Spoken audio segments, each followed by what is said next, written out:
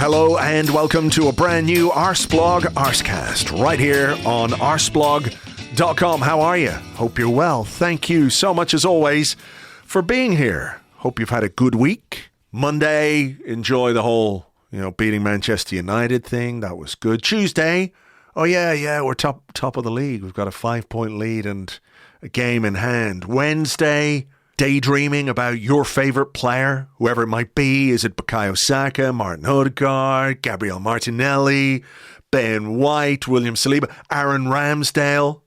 Thursday, spend the entire of Thursday listening to Aaron Ramsdale's 19-hour podcast with a couple of guys who look like they're just out of school. Not quite that long, but we've had a good week. And we go in now to an FA Cup weekend, remaining top of the table. And next week, as we go to face Everton, we will remain top of the table then too. And far be it for me to offer unsolicited advice to people who run football clubs, whether those are head coaches or managers or technical directors or executive committees or whatever it might be. There are many ways to run a football club, of course. Some of them good, some of them not so good. But what I think we should do, right? And this is sort of revolutionary, a little bit groundbreaking. Bear with me here because conceptually, it might take a little bit to get your head around this one. So I think what we should do is just keep winning football games until such point as there are no more football games to win, or it doesn't matter if you win or not. Now, I don't know if that's something that they've thought about because they keep going on about this game-by-game mantra. One game at a time. We're not looking too far ahead. But, I'm a futurologist type person. I'm looking miles ahead into the future. Like as far as, I don't know, the end of April. That far. And I feel like if we just win every game, we'll continue to have good weeks as fans. The manager and his staff will have good weeks. It won't matter which idiot, which dummy, which nincompoop decides to get a bee in their bonnet about something which doesn't really matter, but because Arsenal are top of the table, that's pretty much all they can come up with. The players will have good weeks. They'll be able to go on whatever podcast they want, like Mark Maron, for example, interviewing Aaron Ramsdale. So what do you got, knees and wrists? No, I broke my knuckle at the World Cup. And that was from an injury? So I've had to play for the past, since the World Cup, I've had gloves which are together like that. Good talking to you, man. Hey, I'd listen to that. Anyway, going back to my plan, if you ask me, it's pretty much foolproof. And let me just say, I don't want any credit. I don't need to be in the spotlight. Just happy for them to run with that particular course of action. So let's just keep fingers crossed they can do that. As I said, it is FA Cup weekend. It's a trip to Manchester City. Mikel Arteta versus Pep Guardiola. There's a lot to unpack from this one about how the two managers might approach this one, the rivalry, the friendship between them and everything else. But we've lots more to talk about as well, including potential injuries in midfield and hopefully potential arrivals in midfield. That and much more with my guest. I'm delighted to welcome to the show from Football London, it's Kaynak. Hi Kaya, how's it going? Very good, Andrew. Thank you very much for having me on. My pleasure. Let me just ask you first, because everyone is still a little bit basking, I guess, in the 3-2 win over Manchester United, the fine position that Arsenal find themselves in at the halfway point of the season. Is this way beyond your expectations as to where Arsenal might be at this point? Yes, I'm very much in full basking mode myself. I'm staring out over grey skies in North London near the Emirates Stadium, but I am fully basking in how good it's been covering Arsenal this season. They've been superb. And I'll be honest, I was never of the opinion that Arsenal wouldn't finish inside the top four this season. I was fortunate enough to be out in America covering the pre-season tour, and even out there when they started feeling the same lineups, the last two games I think out there, they played the same starting 11, and then the Sevilla game in the Emirates Cup, it was all the same team. You got the feeling that something was building, and the vibe around the camp was happy. They made some good signings. They were addressing bits of the team that needed to be improved. And you could sense that something was building, but not something this good. I don't think anyone expected something this good. I don't think anyone expected a 5-point lead at the top of the Premier League. And listen, we're all happy it's here, but sure, anyone who says they saw this coming is a liar. But it's quite interesting because I've spoken to a few people in the last few months, about that trip to America, about the preseason, and pretty much all of them have said you could sense that there was something happening. You could sense there was something brewing. And of course, that can be just like a gut feeling, and we all know our gut feeling can be completely wrong at times. But when there's a consistency to the way people talk about it, Ian Wright was on the other day. He talked about being at the Adidas thing. Musa Okwonga, who does the Wrighty's House, the Stadio podcast, was saying the same thing. He was out there talking about what Gabriel Jesus had brought to the group with Gabriel Martinelli. There's this sort of sharpness, this energy to everything. Something you've said, and I know James was out there in the summer as well. That these moments, perhaps, which seem maybe inconsequential because we all go, well, it's preseason. Everything is, it doesn't matter if you win. It's all about fitness. Just get ready for the start of the season. But what happens there goes some way to generating the momentum that takes you to where Arsenal are right now. Yeah, I mean, listen, when it comes to incorrect gut feelings, you're talking to a man who owns a Carl Jenkinson shirt. I've got form when it comes to getting that wrong. But I felt like I was pretty solid on this one. This gut feeling felt pretty secure. And I think you could tell towards the end of last season, to be honest, that something was building. I think the fact that Arsenal lost out to Tottenham, biggest rivals, on the final day, Champions League. I think it's not so long ago that the Emirates Stadium, that would have been a really toxic place to be on a day like that. But the final day against Everton, I think you were there actually, was actually a really nice day. The sun was shining, everyone was in a good mood. It helped that they won 5-1, of course, but I think the atmosphere before the game was superb. And I think lots of people who've been following the club and who are inside the club got the feeling that something was building. And I think just the unity you could sense around the place and the idea that everyone had bought into what Mikel Arteta was trying to do.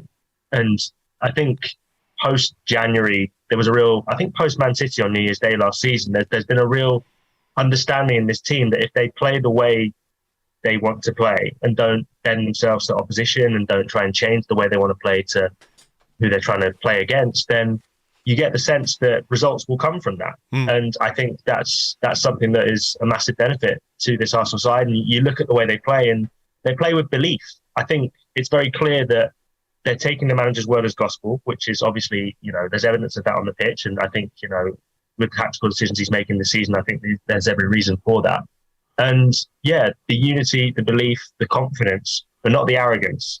I think that's just when you start to sense that something's really building, and you speak to all the new signings and people like Zinchenko and Jesus. I was fortunate enough to interview Jesus out in America, and he'd obviously come from Man City. And when you interview a new signing, they're obviously going to say, yeah, it's great, everyone's nice, I love it here. But the vibe you were getting from him, and this is a guy who'd been around Guardiola training, Champions League finals, Premier League winning teams, and his vibe was, it's good here.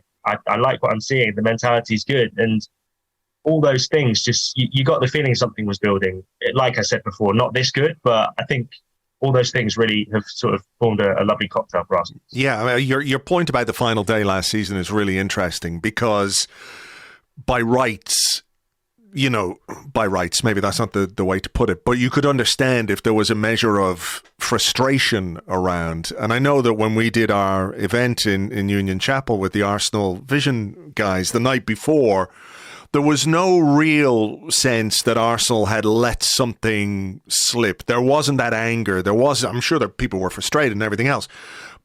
But what people were able to see was progress.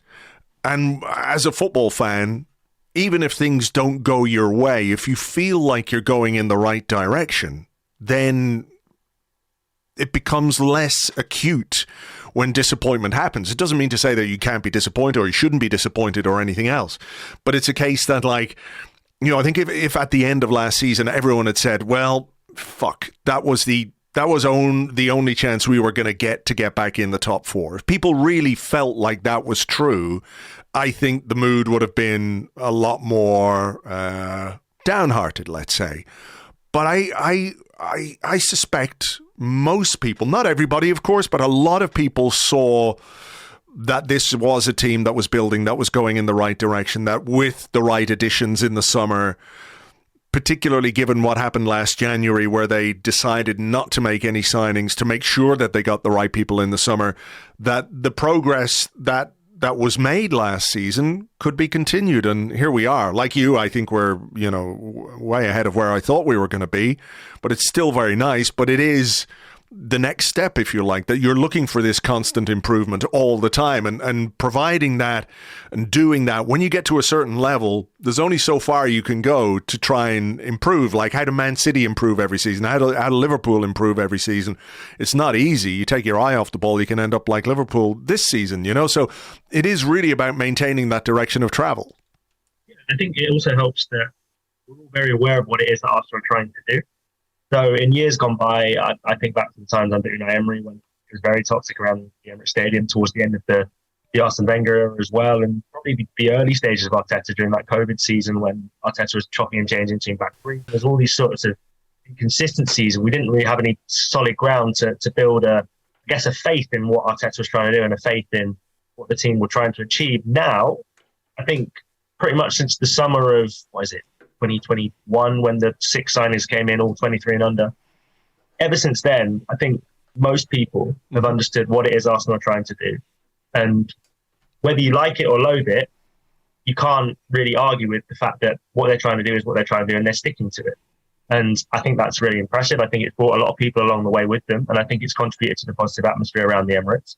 And I think you mentioned City, Liverpool maybe not so much a good example this year, but the clarity of what they've been trying to achieve in terms of when they make a signing, it makes sense. So even Kivior, for example, and I'm sure, like me, you hadn't heard too much about him until maybe a week or so ago. But the second you see he's a left-footed centre-back who's good on the ball, has played in midfield, you immediately understand what it is they're trying to do. Every single signing makes sense. Every single move seems to make sense because it's clear they're building towards something. And I think when people can see the end goal, that's great. But when people can see how you're going to get there as well, that's just as important as far as I'm concerned. I think the club have done a really good job of communicating that, both directly and indirectly. Yeah, I think that's fair. And everyone, understands, what the strategy is and how it's going to be implemented and what way they're going to try and build a squad and continue to build the squad. I suppose we could talk a little bit about a player who doesn't necessarily on paper or didn't necessarily on paper fit into that strategy, and that's Leandro Trossard, who came in from Brighton, and very much a reaction to missing out on Mykhailo Mudryk, of course, and Arsenal needed to get something done very quickly. But I was watching clips of this Aaron Ramsdale podcast. I don't know if you've been able to see the whole thing yet. Apparently it's 3 hours long, which is just a bit too much for me to commit to. 3 hours of Aaron Ramsdale. I love Aaron Ramsdale, don't get me wrong, but 3 hours of Aaron Ramsdale talking to two lads. I don't know. I'm going to find it difficult to commit to that. Nevertheless, there are bits and pieces that have come out. And he talked about Trossard, and he said, it was quite interesting. He said, Trossard isn't just coming to be a squad player. He said, you might look at this as a signing and say, he's going to be a squad player. He'll fit in. He'll do, add a bit of depth here and there. He said, he's coming here to take somebody's place. That's the mindset that he's arriving at Arsenal with. And good luck to him, because he's got Gabriel Martinelli on one side. He's got Eddie Nketiah in the middle. We know he can play in behind the striker as well, which is, not exactly where Martin Odegaard operates, but, thereabouts. Bukayo Saka on the right-hand side. But I think there's something very interesting about players being aware of that mindset. So if Aaron Ramsdale's telling two lads on a podcast, Trossard is here to take someone's place, the players that he's looking to take the place of also know that. So the way that an experienced player coming in can impact the dynamic of the squad is so interesting, because if you're Gabriel Martinelli, and I'm not saying he's complacent or resting on his laurels or anything like that, far from it, but in that first half of the season, you're going to play every week, because Emile Smith-Rowe is injured, Reece Nelson has been injured, Marquinhos is not ready. There isn't really anyone else to play on that left-hand side. Now, though, when you go into training on a Monday morning or a Tuesday morning, you've got another guy there who wants your place. You've got Smith-Rowe back who wants your place, who wants to play. And I think part of what Arteta is trying to do, and hasn't really had to do because he's had a small squad for such a long time, is to add the kind of players who bring, we talk a lot about, the having a competition in the squad, etc. But it is really important. It is, for the players, for the manager, it gives a manager options and things like that. So when we think about how this squad is being constructed, those elements don't really get talked about quite enough. A really good example of that is in the summer when Arsenal extended Eddie Nketiah's contract. Everyone was saying, oh, that's great, he'll be a backup to Jesus. And I think we've seen since he's come in how he's impacted the team. He's not a backup, he's a competitor.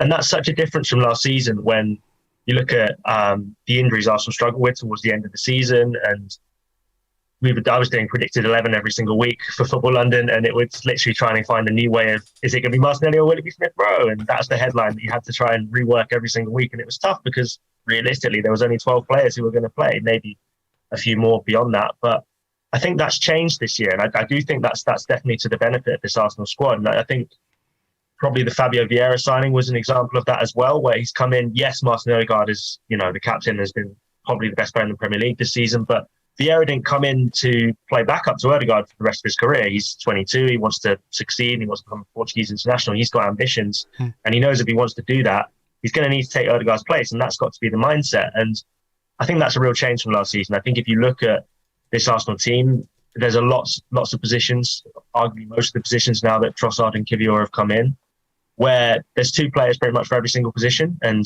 it's a cliche, but every single manager wants that kind of headache. Every single manager wants to be pushing on. And if you look back at the most successful teams in Premier League history, if you look back at the most successful Arsenal teams, they've always had competition. For example, the midfield in the Invincibles, obviously Gilberto and Vieira were the starters, but beyond that, there was Ray Parler and Edu, of course, pushing them all the way. And that makes a huge difference. And last season, going back to the Martinelli-Smith Rowe thing, I think obviously Martinelli was fantastic when he came in, but part of the reason he was so good because he knew he had Smith Rowe pushing for his spot. And if he wasn't good, Smith Rowe would come in. And there was a period where it was sort of they were trading blows, and one would come in and score, and then the other would come in and score. And it made a huge difference to that Arsenal team, and it won them a lot of games. And that competition is something that teams like Man City have. It's what teams like Liverpool have.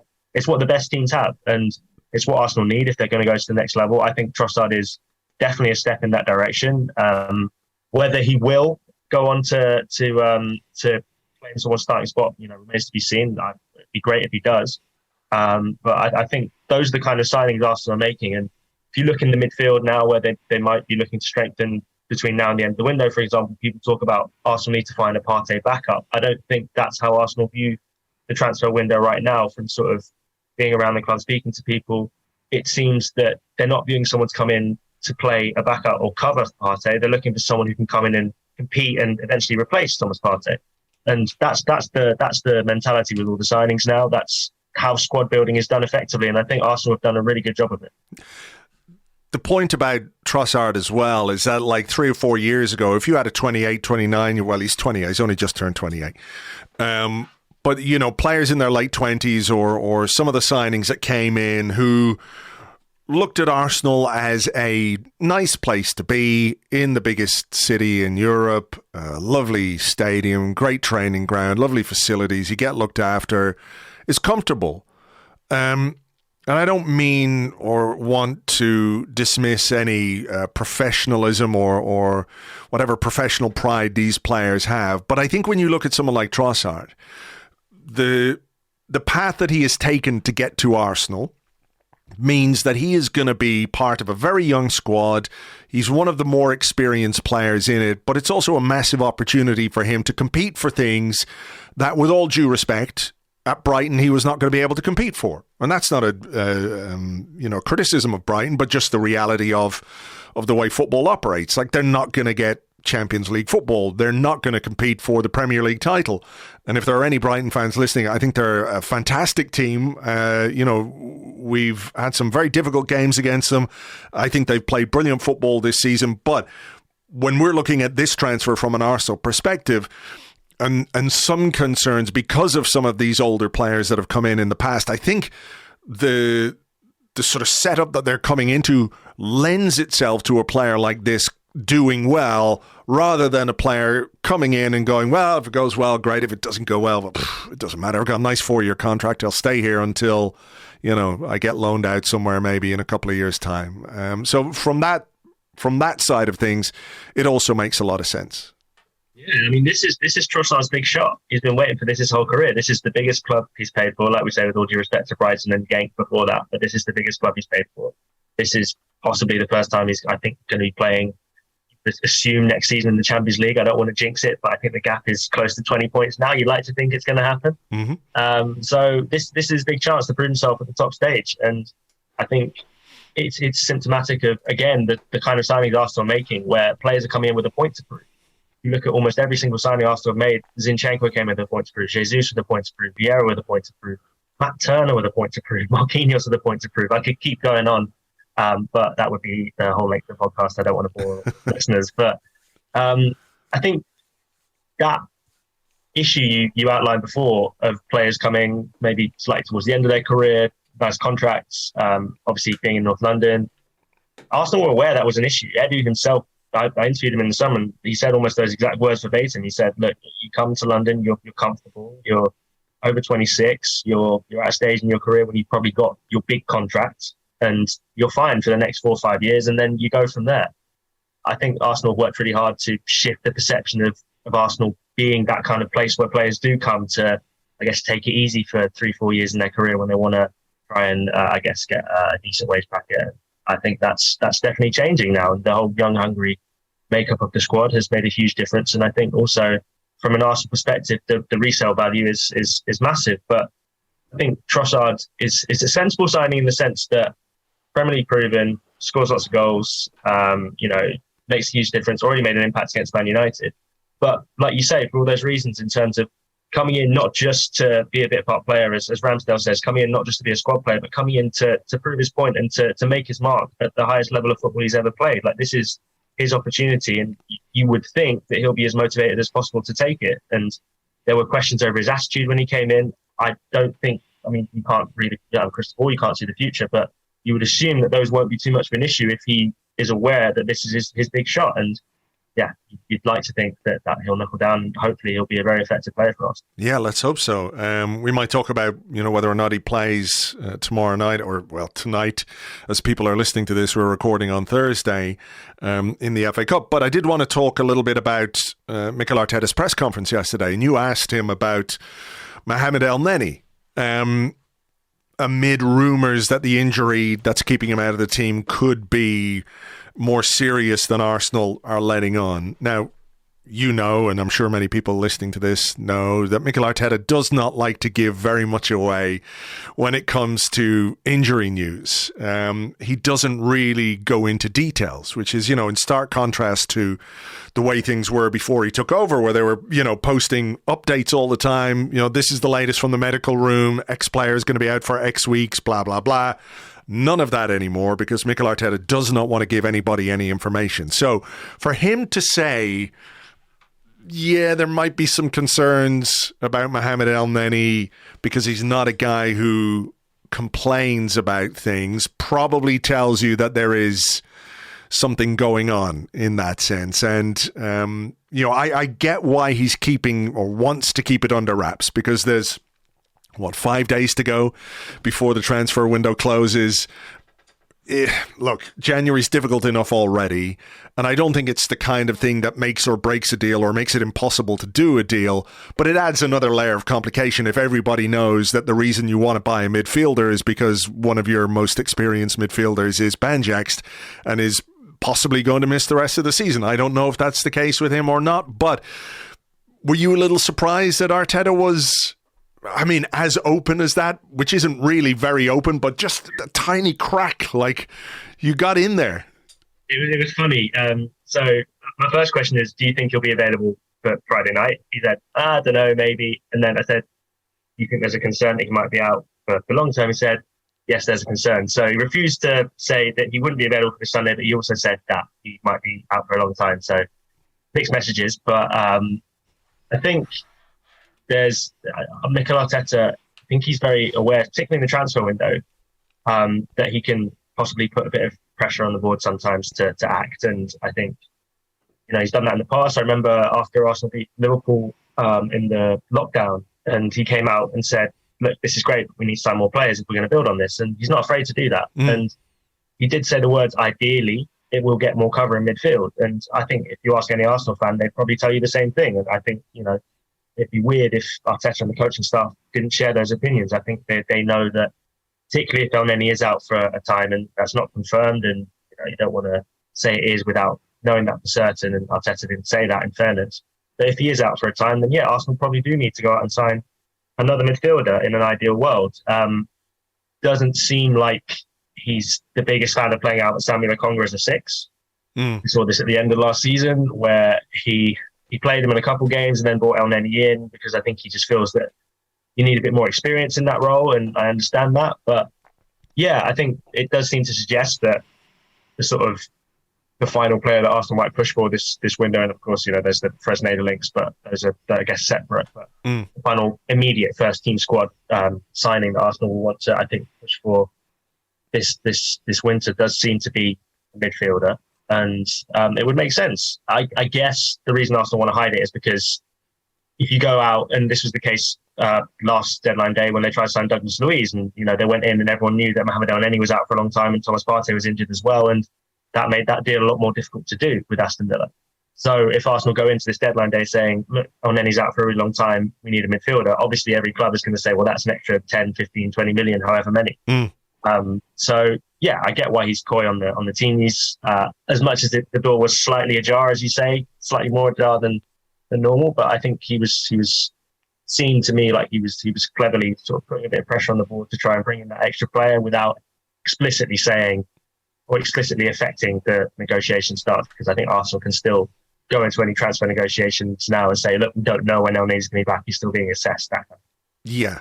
I mean, the midfield situation is such an interesting one because, like you say, there are parallels to the end of the last window where we needed a midfielder, we didn't get a midfielder, and the thing about that was we'd moved, because of the injury situation, from trying to bring in a winger to needing a central midfield player, which we didn't get in the end. And thankfully, Thomas Partey's injury didn't turn out to be as serious as maybe was thought.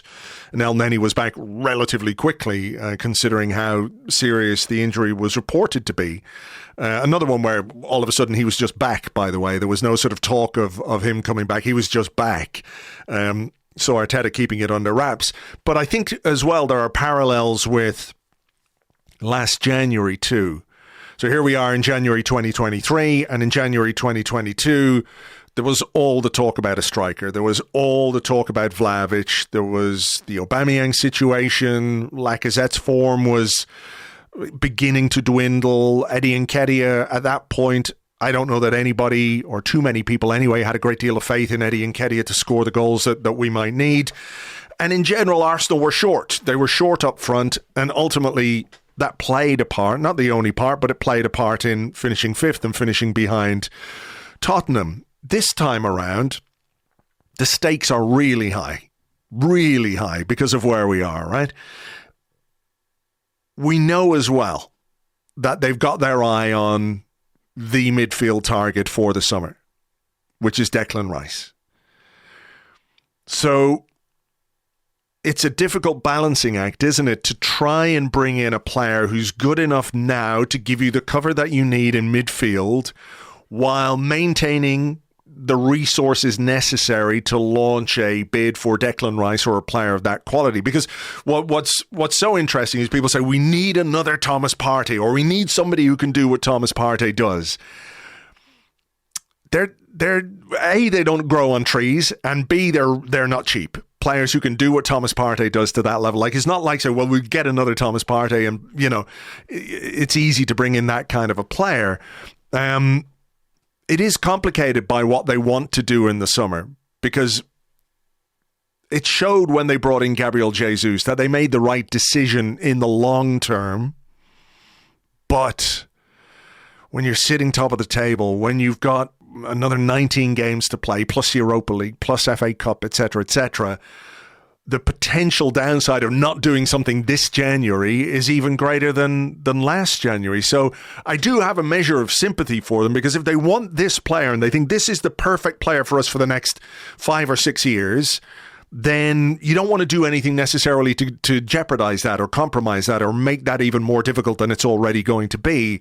But at the same time, football is a results-based business. There is a short-term element that you have to deal with as well, as they showed with Trossard, that there is a short-term need that you have to take into account as well. So it's going to be quite interesting to see what they do in this situation, whether it's a high-profile player, whether it's somebody on loan from somewhere, whether it's another signing like Jakub Kiwior, who all of a sudden just comes in and, nobody had mentioned him at all. I hadn't seen his name linked in any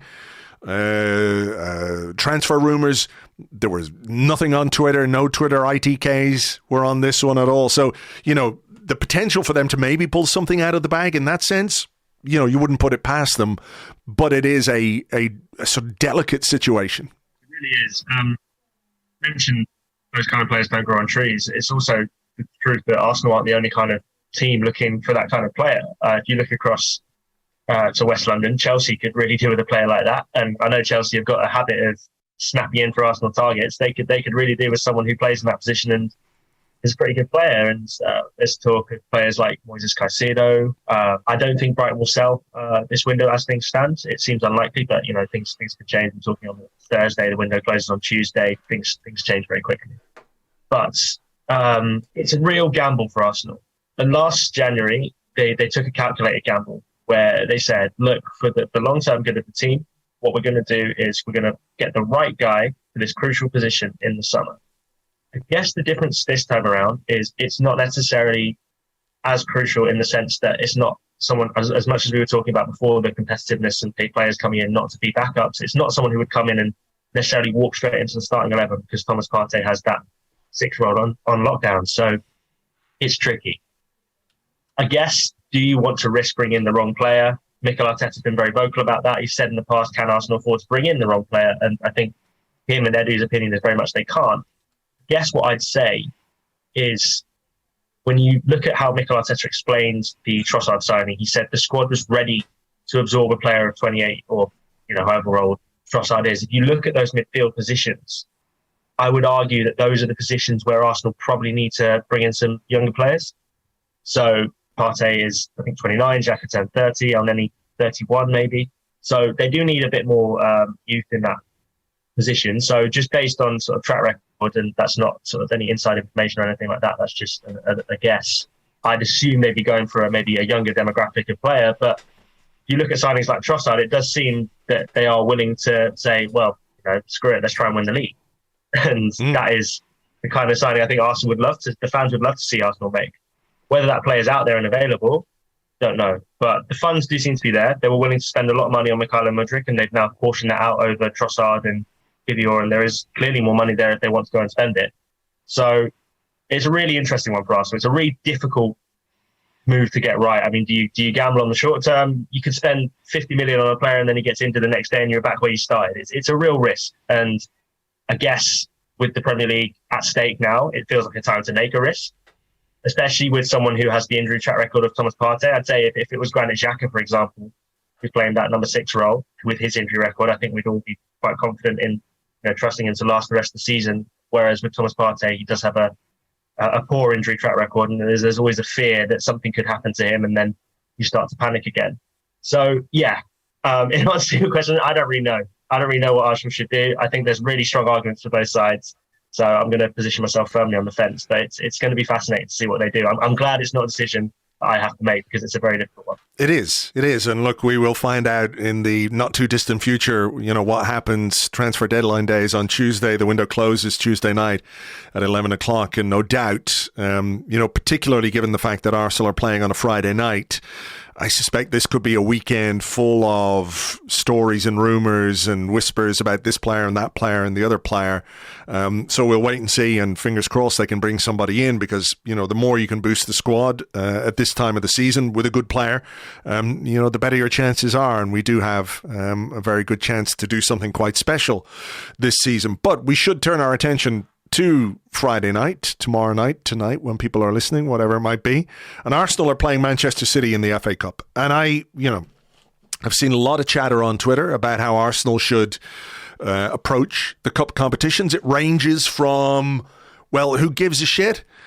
Sack off the cups completely and let's focus on the Premier League, to no, we take every game as seriously and play our strongest team in every single game, blah, blah, blah. So there is a range of opinion out there. Nevertheless, I do think this is the kind of fixture in which Mikel Arteta probably needs to make a couple of changes, because there are some players who haven't been playing, and they're good players. It's not like when you have a very shallow squad and you're making up like last season, when you looked at the bench and you would see maybe 3, sometimes 4 academy kids who really had no chance of getting on, but were only there to make up the numbers because we just didn't have the players. But this time around, when you look at the squad and you think, well, Kieran Tierney could play, Tomiyasu could use some minutes, Emile Smith-Rowe is back and we need to get him match fit. How do you get him match fit without playing him? Leandro Trossard has come in and wants to play, all of those things. But you've got to balance it with the opposition, with how strong they might be. And I think in this particular case, it's quite a particular scenario for Mikel Arteta, isn't it? Because he's going up against Pep Guardiola. He's going up against a club where he used to work. He's got great affection for Pep, but I think as well, it will sting him that he hasn't got one over on Pep yet. He hasn't managed to beat a Pep Guardiola team yet. Probably should have done that last January, on January 1st, but that, referees and what have you conspired to make that more difficult. But how do you think he's going to approach this? I mean, my personal opinion is that Arteta is the kind of guy who's going to look at every game and say, this is Arsenal Football Club.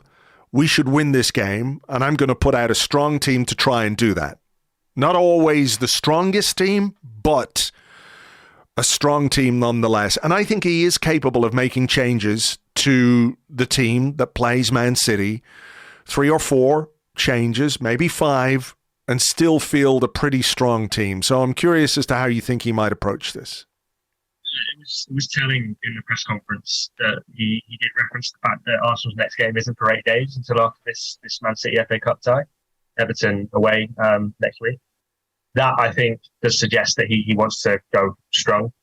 Having said that, I do think he'll be wary of the fact last season, when Arsenal did need to call upon squad players, the likes of Albert Sambi, Lokonga, Cedric, Mohamed Elneny, players like that who had to come in, Eddie Nketiah, they came in cold because they hadn't kicked the ball for 4 months. They'd been sitting on the bench coming on for 5-10 minutes at the end of each game, when Arsenal had, like we were talking about before, those basically 12 players that they were thinking from. And I think he'll be wanting to avoid that as well. He'll also, being an Arsenal man and knowing the history of the club, he'll probably be worried the last time Arsenal were in a similar position, where I think it was the FA Cup 4th round again, and they were challenging with Man United for the title instead. And Arsene Wenger went for the decision to, I think, rotate almost entirely the 11. They ended up losing 4-0, and suddenly the title challenge goes off the rails. And you don't want to field an entirely changed 11, go there, get hammered by City, and then suddenly you've got the inferiority complex that you spent years working to get rid of. Suddenly that's back, and then you face them twice in the space of a few weeks in the Premier League, and suddenly you're worried about giving up 6 points in the title race, and you've only got a 5-point lead, and that's huge. So it's a really difficult balance here. I think he'll go strong. I think we'll probably see one of Saka or Martinelli start. I think Nketiah obviously will start. I'd be really interested to see if Matt Turner starts, because Aaron Ramsdale is obviously the number one. But historically, in those important cup games, the Carabao Cup semi-finals last season, Ramsdale came in instead of Leno. So maybe that suggests Ramsdale will play. Will Kiwior get his debut? I was suggesting that might happen in the press room yesterday, and a lot of people were vehemently disagreeing. And it is throwing him a bit into the lion's den to give him his first ever start away at Man City, having come from playing with Spezia. That's a big jump to make that there. And I'd expect Tomiyasu and Tierney to come in. I'd probably expect Rob Holding to come in. You'd think Fabio Vieira would play, things like that. But I do think Arteta will be wary of the psychological aspect of really sending a message out to City. And if Arsenal go there and they beat them, or if they get a replay or whatever, suddenly the inferiority complex, the way everyone's saying, Arsenal can't do it because Man City are too good. Arsenal can't win the Premier League. Man City are a machine. They've got Haaland, they've got Foden, Silva, etc. They're going to eventually wear Arsenal down. Suddenly, people stop believing that, because Arsenal have shown that even when Man City do play them, they can, hold their own. And there might also be the revenge aspect of, you mentioned that game last season. That was the last time Arsenal played Man City because obviously the game got postponed. So Arsenal have a score to settle, and we saw the Man U game. I think Saka mentioned it after the match that they're keeping scores and they want to settle these scores. So it's a really fascinating match for an FA Cup fourth round tie, which essentially doesn't have that much on it in terms of the game, because I don't think either side will be too bothered if they go out of the FA Cup at this stage. I don't think it's that stage of the competition where you're not really concerned about winning it. Obviously, if you get to fifth round, great. But if you're out, it's kind of a blessing in disguise because you can focus on the other two competitions. But with the psychological warfare and the mind games that goes on in a title race, which is essentially a two-horse title race now, it's going to be fascinating. And I expect Arteta to go strong. How strong is very difficult to say. I think he'll make changes on the sides, but I think he will keep the spine of the team intact. So I think he'll play Ramsdale. I think he'll play Saliba and Gabriel. I think he'll play Partey and Xhaka. Whether then he might play Vieira ahead of Odegaard, perhaps. Smith Rowe and Trossard on the wings ahead of Saka and Martinelli.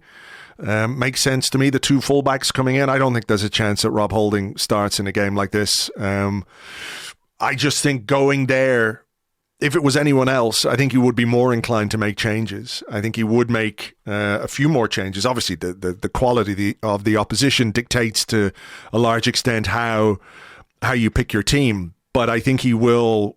I think he'll keep the spine as intact as possible, and that's going to mean probably another game on the bench for Albert Sambi Lokonga. And this is the kind of game where he will be thinking, okay, I'm going to start, I'm going to play. But I do think City are just so good. They can make changes and still look really, really, really strong. Really strong. But then again, if you're looking at an Arsenal team that is bringing in Tomiyasu and Tierney and Trossard and Smith Rowe as the changes and potentially Fabio Vieira, it's a lot stronger than it was last season, as you've said. So the potential for changes plus a cohesive Arsenal performance is much higher than it was this time last year. Even that Oxford game, it took them a while to get going, but you could tell that the tenets of what Arteta's trying to do in terms of Arteta ball, if you like, they were there. The units on the side, the build-up play, the positioning of the fullbacks, it was all very Mikel Arteta's Arsenal, even in a game against Oxford, as much as players came into it cold.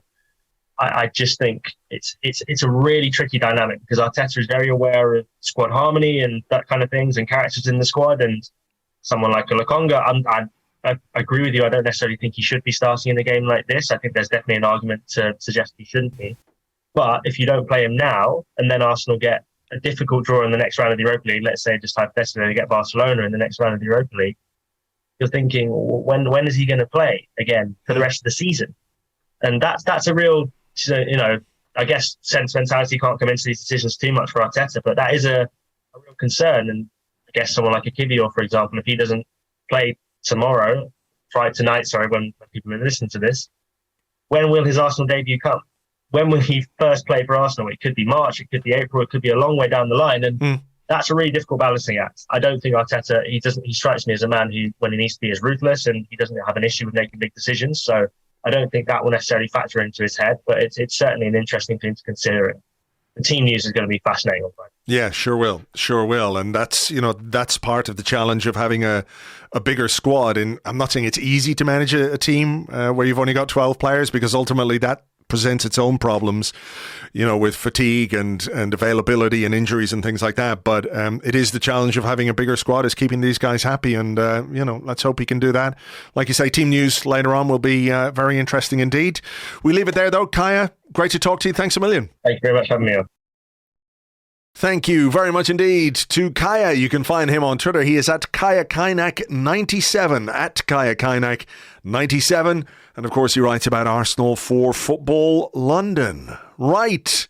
That is just about that for this week's show. It's been a busy podcasting week, to be fair. We had the Arsecast Extra, we had the 30, we had our new player profile signing podcast. A couple of those were on Patreon, of course, which you can get access to if you are a Patreon member, patreon.com/Arseblog. We also had Ian Wright. It's always great to talk to him, and thank you so much for all the feedback and the replies and the comments on that episode. It's You know, the internet isn't always the most positive place in the world, but that was like 100% positive from pretty much everybody. So thank you for that.